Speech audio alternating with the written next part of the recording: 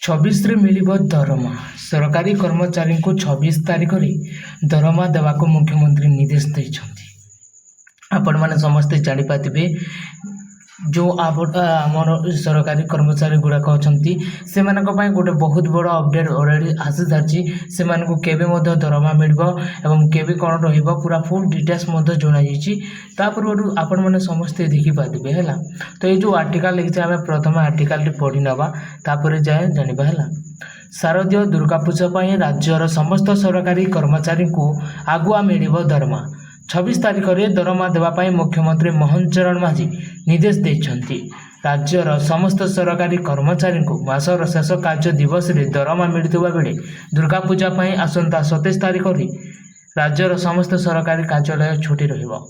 ଦଶହରା ପରି ପାର୍ବଣ ଋତୁରେ ବିଭିନ୍ନ ସାମଗ୍ରୀ କିଣାକିଣି ହୋଇଥାଏ ଏବଂ ଏ ବର୍ଷ ସାରା ଦେଶରେ GST 2.0 ସଂସ୍କାର ପରେ ସାରା ଦେଶରେ ସଞ୍ଚୟ ଉତ୍ସବ ମଧ୍ୟ ପାଳନ କରାଯାଉଛି।